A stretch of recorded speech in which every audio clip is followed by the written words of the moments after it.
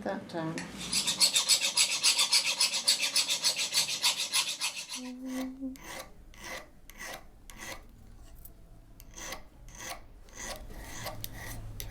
Hello, Sinead. Hiya, Rob.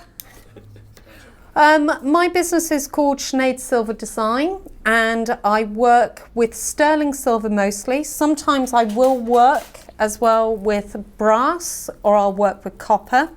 The other thing I love to work with is enamel. So I fuse glass onto silver as well. You also do workshop Pendants. at the Craft Collective, don't you? Which for enamelling. Oh, I do. I do Yeah. enamelling workshop, and that's enamelling on copper. I also do wire wrapping. So sea glass, bits of sea glass that you've picked up from the beach or your travels, or even pebbles that you find interesting, and wrapping those so that you can make them into pendants. The enamel is very popular. It's going on to copper, and it's either making a brooch or a necklace from the copper with lots of different coloured glass. But if they want to buy your stuff, you sell here too? Sell here as well. I'm also going to be doing, in the new year, I'm going to be doing another workshop with Craft Collective of precious metal clays. And that's very popular for people to do because you can do that at home. You don't need many tools to be able to do it. So once you've learnt the skills involved in precious metal clay, you can actually do it at home. And precious metal clay is a bit like playing with plasticine, except when you fire the precious metal clay in the shape that you've made, it turns it into silver. Cool. Or brass or copper, depending on which clay you've bought.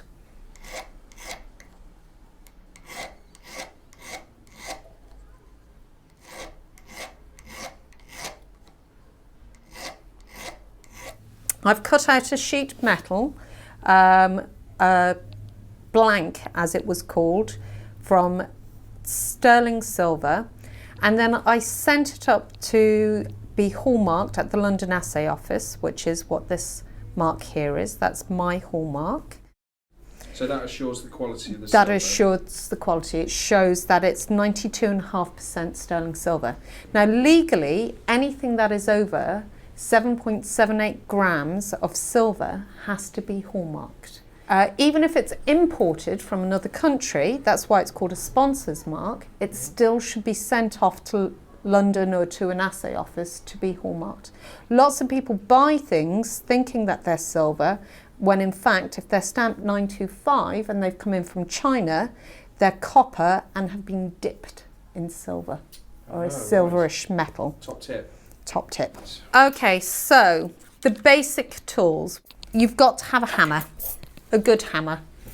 So this is called a jobbing hammer, and this puts the textures onto your various things. Like that's a textured ring that's been done with a jobbing hammer. That's a textured bangle that's been done with a jobbing hammer. You also have another type of hammer, and that's a bark effect hammer.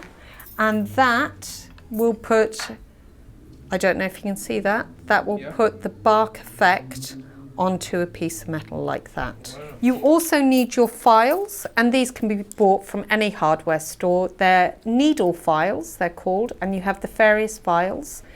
This hasn't been filed, and you can see where the solder mark is, and you can see that the edges are quite harsh. This has been filed, and you can see there's a beveled edge on that, so that it won't catch you going in and out, and that's where that looked originally like that, and it's all been filed down so that you can't see it. That ring can now either be worn plain or it can be textured, and sometimes I add a stone onto those rings. As well as that, you need a piercing saw. Was that a special type of blade? It's a blade, special type of blade. You can't use a hacksaw. No. You can't buy that just from B&Q. No. You need to buy it from a craft store. So when I want to cut something straight, or when I want to file something straight, so if I needed a straight edge on this, I put it up like that. That's why I've got the bit there, so that I can then hold it easier. So you cut in what shapes you want. The reason why I've got this hoof bit here is because usually if I'm cutting, if you could imagine this was the sheet of metal, I would have that like that, and then I cut there. I see. Like that. So you need the gap there so that you can saw. Because unlike other saws, you don't go like that, you go up and down with your piercing saw. There's some fantastic artists who do like animals, dogs, cats, and pierce it all out. But I tend to pierce out rings or hearts or different things like that to go onto my things, rather than actually making a piece of jewellery by piercing. As well as your hammers, to put your texture on, you're going to need a mandrel. So a mandrel is you put your ring on there and then you hammer your texture onto your mandrel. Okay. With your bangles, you need a bigger one. So that's a ring mandrel. That's called, that's not the technical name for it, but that's what most people call it. And this is a bangle mandrel. Looks like a shell of some sort. Yeah, so obviously it's the same idea as this, but this is for rings and this is for your bangles. If you hit metal on metal, so if I hit with this, this will, as I put the texture in, it will also increase the size. So you've got to be careful that if you are making a particular size for someone, that you take into account that when you're using it. If I want to just shape it round, so when I go from that shape, which is when I soldered it, to actually making it round, like that shape, before putting any texture on it, I would use a leather mallet. So it's like a hammer, but it's made with leather so that it will shape it without stretching it or putting a texture onto it. As well as that, you also need stainless steel pincers for working with metal when it's hot. You're going to need a couple of blow torches maybe. So these are my different blow torches. This is for small things like rings, and this is a butane torch. So just your normal gas that you get for a lighter, you put it in the end there, and that will do small little rings and hearts and smaller things like that. For something bigger like this, the more metal that's in it, the more silver that's in it, or something like this, even these ones, I would use a butane propane mix, okay? Because propane burns hotter than butane. This is a plumber's torch. That's where you get this from.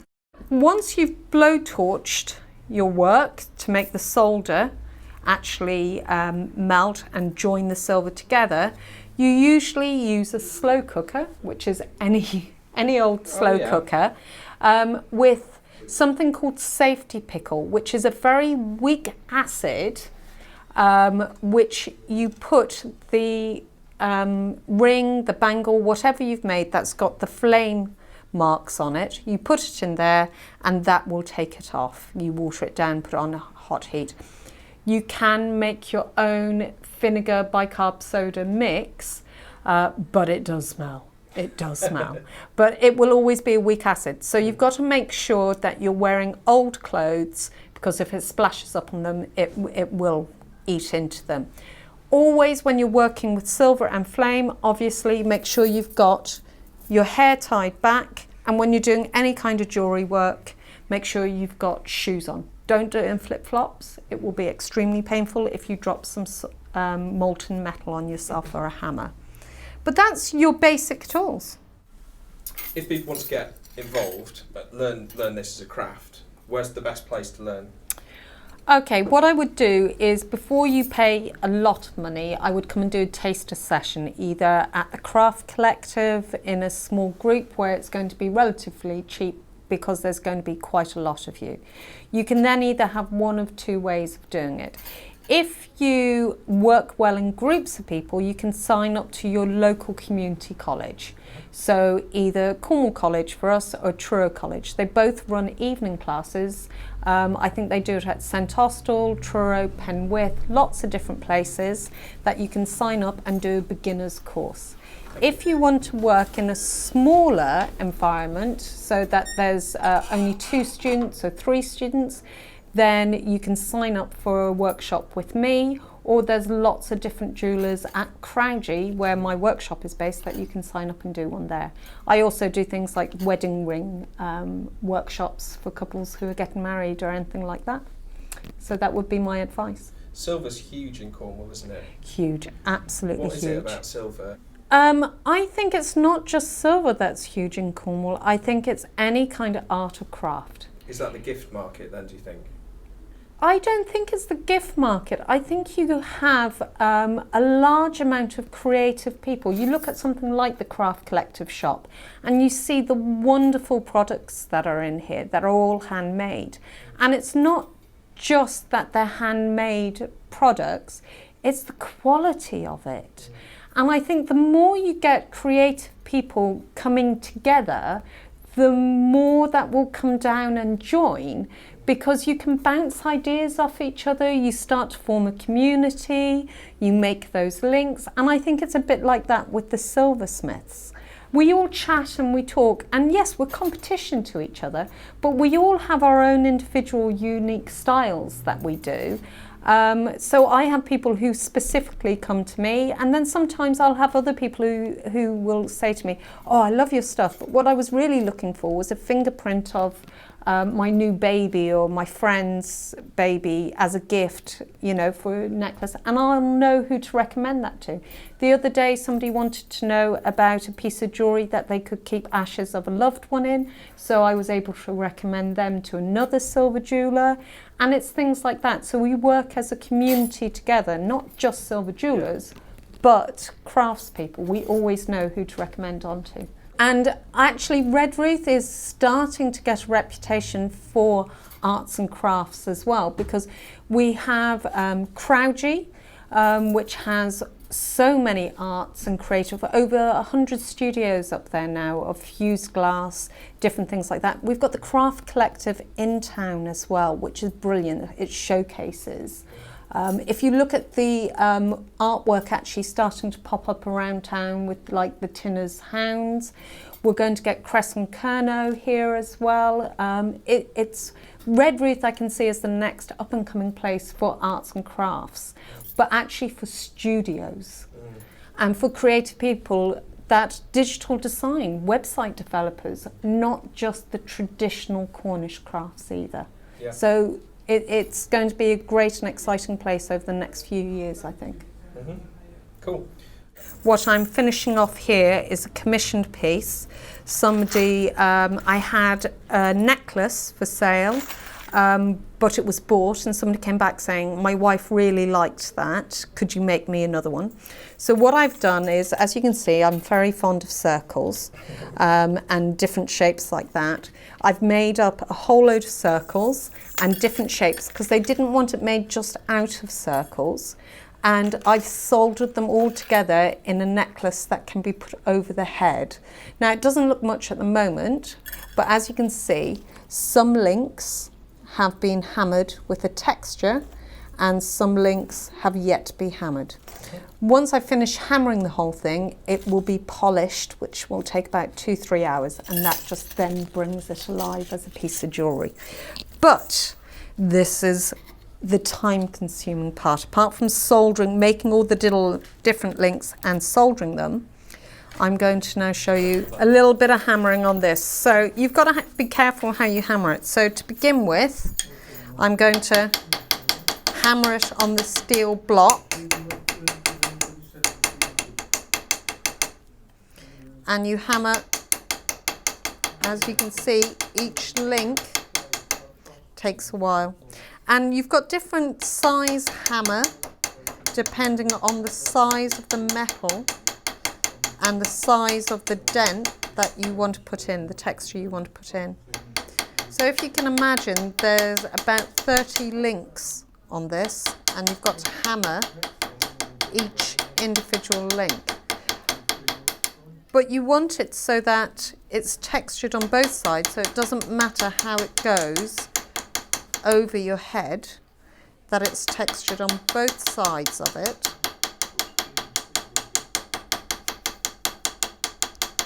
So this hardens it as well. So as you hit it with the metal hammer, it hardens it. If I wanted to do more work on it again, I would have to soften it by annealing it or heating it up so that the metal was soft again. If you overwork the metal, it will split with metal fatigue. I can remember this from D&T, isn't it called work hardening or something? It is, like it's that. called work hardening, exactly. Yeah. So I've got to now hammer it, and I move to the metals, away from the metal to the wooden part, because if I hammer this on the metal, it will remove the texture that I've put on that side. So I've got to hammer it on the softer part so that it will put the texture into this side without actually removing the texture from the other side.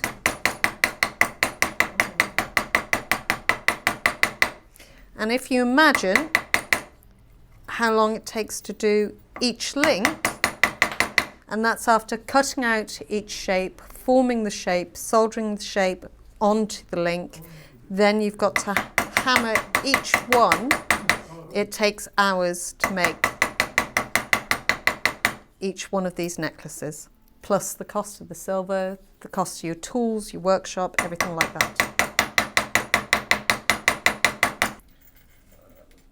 One of my friends got for her 30th birthday present, she got from her mum a day with a silversmith.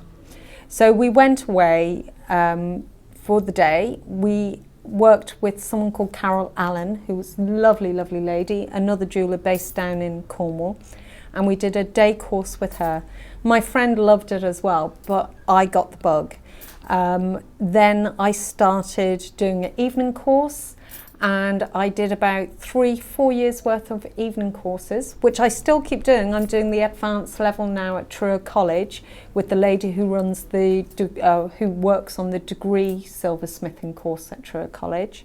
And I've learnt so much stuff. I've learnt how to etch, I've learned how to make brooch pins, how to do earrings, clasps, how to enamel, cast.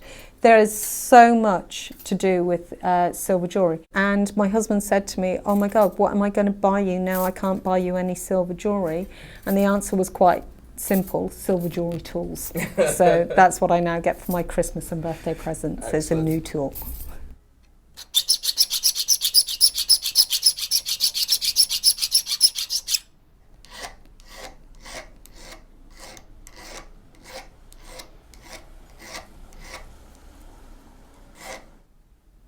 Almost there.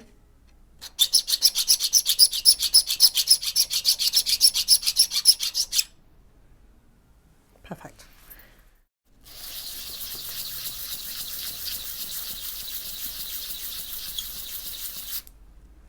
So that I get a halo on it.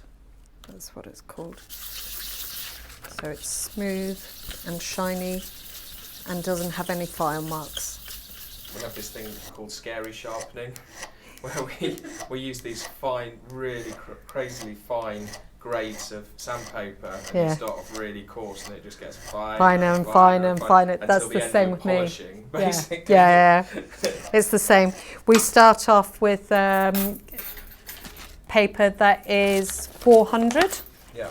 So silicon carbide waterproof abrasive paper, and you start off with it 400, and then it goes 400, 600, 800, 1,000, and then 1,200. I mean, that's so fine that you can hardly see, compared to that obviously you can see is not quite as fine, and the 400's very coarse. So you start off with the coarsest files, then a thinner file, and then go down through all the papers until it's like this. This isn't even the finest one. Okay. I'll use a finer one than that to just get rid of the little scratch marks that are on there.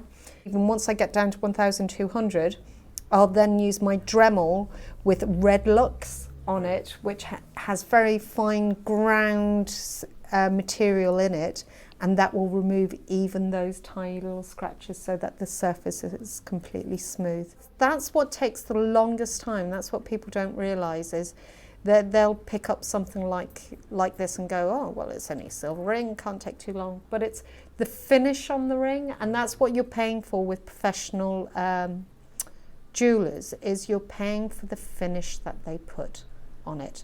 The other thing is that most shops, unlike the Craft Collective, most shops and galleries take between 40 and 50%. So the Craft Collective, we pay for the rent of the shelf, and then there's no commission on it. Whereas if I put my jewellery into a shop, I've got to double the price that I would normally expect for it because of the commission that I would have to pay on it. Any piece of jewellery you buy from a craftsperson in a shop, they're only receiving 50% of the money that you're paying for. But not in the Craft Collective.